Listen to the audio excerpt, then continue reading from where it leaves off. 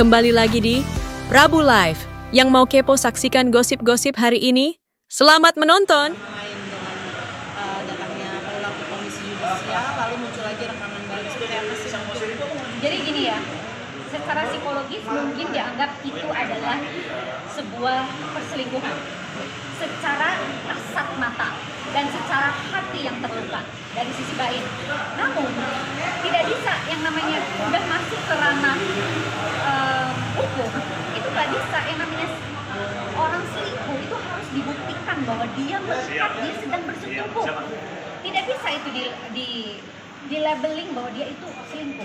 Kalau hanya dengan kata-kata dan ucapan, apalagi dengan dia dan jalan bareng ke mall aja, itu bukan loh dikatakan itu selingkuh loh. Just a friend maybe atau apa, kan bisa saja seperti itu.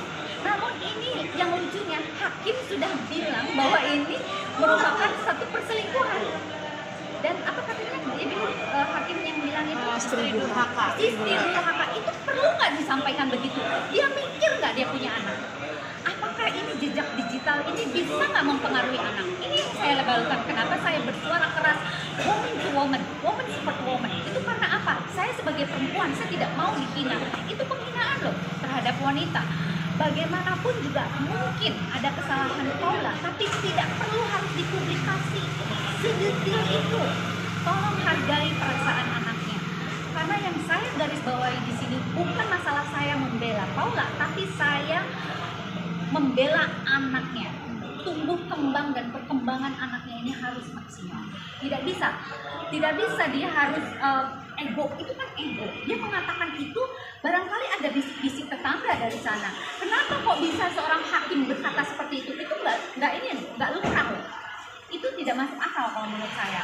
Dan sudah disampaikan juga oleh Bang Hotman kan. Nah itu pun juga tidak ini. Itu secara hukum dia bilang. Saya bicara tentang psikologis. Psikologis itu mendekati tentang hukum. Bagaimana perasaan orang tersebut mendapatkan dari sisi hukumnya. Nah sekarang hukum sudah melabeling seperti itu. Bagaimana perasaan jiwa seorang Paula dan anak-anaknya. Intinya itu parah loh. Aduh kasihan loh. Saya bukan masalah membela ya, bukan. Tapi bagaimana perkembangan psikologis anaknya. Itu yang saya garis bawahi. Dan jejak digital tidak bisa dihapus. Anytime dia gede sedikit aja, dia udah berselancar di sosial media atau di Google atau apapun itu, membaca berita itu tentang ibunya. Bagaimana tertanam dalam diri anak itu tentang kebusukan dan kejelekan anak. Betul nggak? Itu saja. Dan ini menurut saya tidak adil gitu loh. Kenapa sih? Dulu kemarin waktu nikah baik-baik aja, nah sekarang bercerai. Kok begini? Oke, kita melihat dari sisi Baim. Baim mungkin sakit hati, merasa tersakiti, merasa bahwa diri dia itu istilahnya tidak dihargai oleh perselingkuhannya dan sebagainya. Melihat dari dua sisi. Namun kemarahan itu janganlah dipublikasi untuk egonya dia.